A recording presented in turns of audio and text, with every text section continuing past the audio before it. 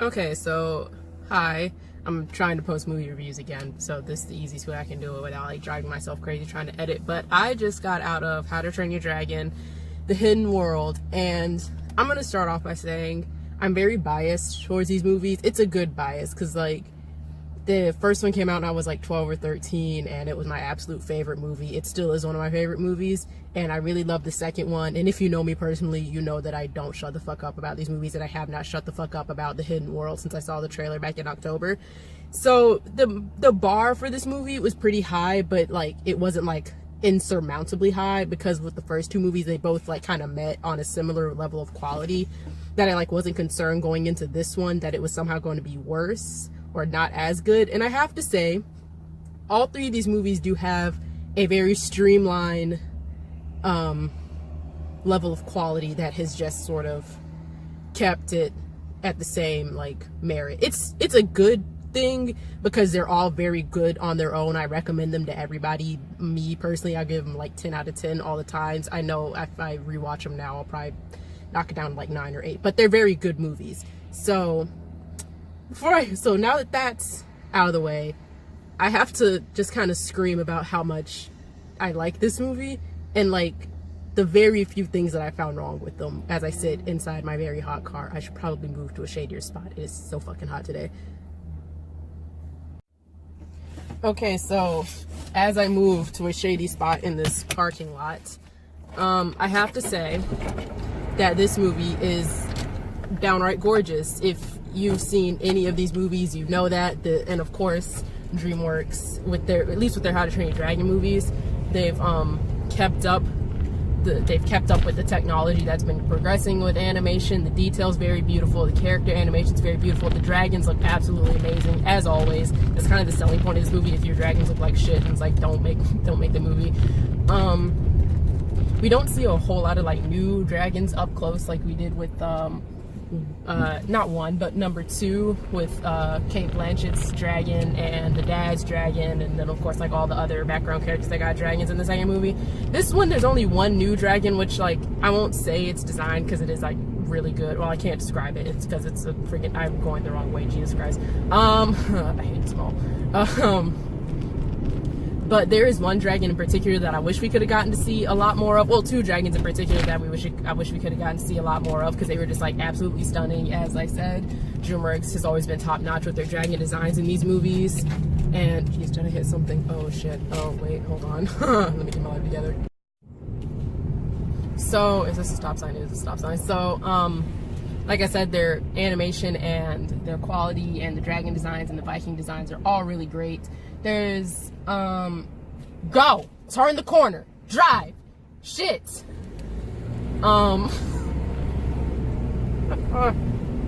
hate coming through here, but it's the cheapest movie theater in my town. I paid $5.50 for this ticket. I'm not going anywhere else. Damn.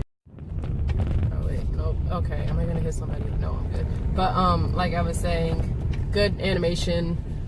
Everybody looks great. Everything. Oh, another thing. Next to looking great, everything sounds great. John Powell's soundtracks on these movies are Does that shade? Everyone parked in the shade spot. Of course they did. It's a Friday. But John Powell's soundtracks on all these movies are amazing. His soundtrack was like one of the first I bought when I got an iPod Shuffle back when missed a parking spot. Back when I was 14 years old. That was the first soundtrack I ever bought for my iPod Shuffle, and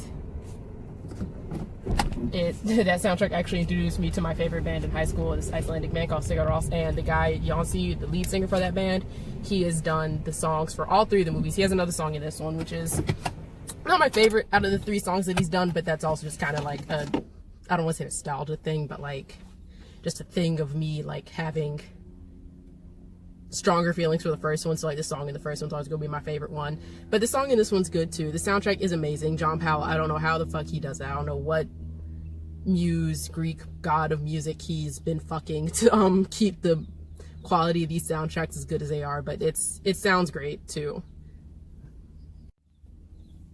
But now that I'm parked and am not at a risk of like running over pedestrians, I can really talk about the story. So like the story is basically kind of the same as it was in the first one. Not the first one, the second one, like the second and third act of the second one, where there are dragon trappers that want their dragons. The big bad guy wants the Night Fury in particular, so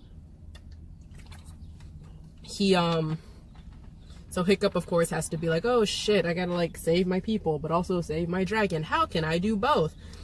Except this time the stakes are a little higher because, of course, it is the last movie, so like they're trying to punch in as much like emotional stuff into the movie that they can. And like some of it works, but like again, this is the last installment of a children's movie, so like if you're someone older like me who has like been a fan of these movies since like elementary or middle school, and like you progressively watch them, you can kind of follow where these beats are going. I don't ever demand that children's movies have like really high emotional stakes, because again, they're for kids. I'm not trying to rag on kids, but it's not like they can figure out like Inception levels of like emotion in a kid's movie. So like it does make sense that like I, as a 21-year-old, could like see where it was going. So it's predictable, but not like in a bad way. It's predictable because it's a kids movie, and you know their main audience is still children, so that made sense. And so the main plot is Hiccup's got to like take the whole, he's trying to get the entirety of all the dragons and all the Vikings on Berk to this hidden world where all the dragons live in peace. And I just gotta say, I didn't really mention this and when I was talking about how gorgeous the animation is, but the backgrounds in this movie look straight up unreal, like in a good way. Like it's so surrealist but so beautiful, especially when they get to the hidden world. And no, I'm not going to say that because that's kind of a spoiler, but oh my god, if I just like the one long like take whatever, the one scene we get of them flying through it, I wanted to like live in that scene. Like it was actually kind of hypnotic in a way, because just the way they do the colors, and of course the flying sequences are always beautiful in these films. They really take your breath away, and so it looks amazing. So he's trying to get everyone to this hidden world, but of course dragon trappers, and of course Toothless now has a girlfriend. And I was kind of annoyed when I first saw the trailer for this movie and I saw her design. I was like, wow, that looks kind of stupid. Not stupid, I don't want to talk bad about the animators. I know they're just doing their jobs, but hold on, let me roll down my window. It's hot as fuck. It's February. Oh, I don't have enough gas to turn on my AC. I hate being poor. But when they first released her design, I was like, ooh, that looks a little touch and go, because you know in animation, if there's like a female character, if there's like a male character and like the female character looks weird, there's like animated makeup. And like when I first saw her in the trailer, I was like, ooh, I don't know about that one, DreamWorks. But like watching her in the movie, you kind of get used to it after a couple scenes. And I like especially the way that she moves, because everyone already knows that like Toothless is basically just a big cat. Her movements are a lot more cat-like, and I think that helped me get over the hump of not liking her design so much. And like as it went on and on, you kind of get used to it. It is a very gorgeous design, but I'm just hoping that this whole thing of animated animals needing like distinctive, like if the male character is black, please, for the love of God, do not make the female character pink or white anymore. I'm over it. It's tired. It's done. This movie only gets a pass because it's so fucking good. Like, let's bury that shit. Next movie about some animated animals, please make them look like real animals, or like that's not how gender speciations work in the real world. In fact, it would be backwards. Female animals in the real world tend to be the more like flat looking ones. You know, ostriches. The black and white ones are the males. The females are brown.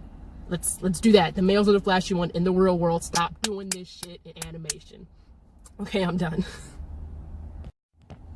So yeah, Toothless gets booed up. It's really adorable. If you like well, I don't say if you like the first How to Train Your Dragon, which if you like live and breathe, you probably do. The whole forbidden friendship scene, that was one of the best scenes in the first movie. That whole like almost 4 minutes without any dialogue that just built up so much emotion. There are a good 3 or 4 scenes in this movie like that, and it's really wonderful. I don't know why I said it like a question, but no, they are really good. I knew we were probably going to get some of that just based off the trailers, but I thought it was only going to be like 1 scene, but only get like 3 of them, and oh my god, are they 1, gorgeous, 2, yeah, no, they're just adorable. It's absolutely adorable. It's like, you know how cats play with each other? Just imagine that, but like dragons. It's adorable. And so this interview is kind of all over the place, but it's also like 80 degrees in February, and I'm in my car and I'm about to go grab my nephew. But that's pretty much all I have to really say about this. I don't have many nitpicks because, again, the creative team behind this has been top notch since the first movie.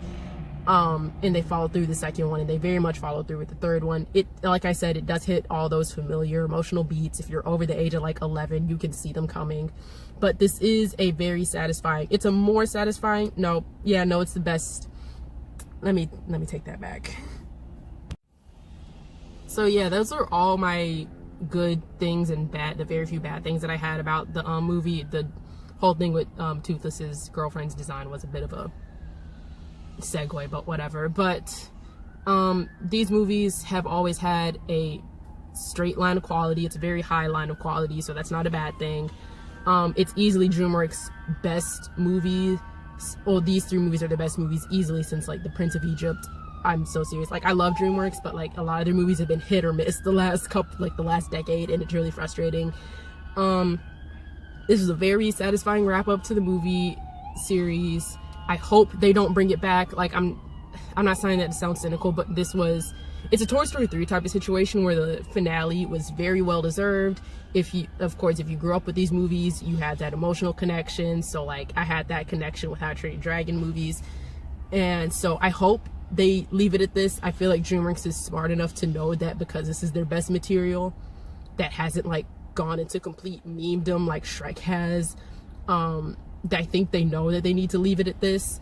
If we get anything else from the How to Train Your Dragon series, it's going to be that really weird Netflix show that I watch with my nephew. Those are a varying quality, is all I'll say.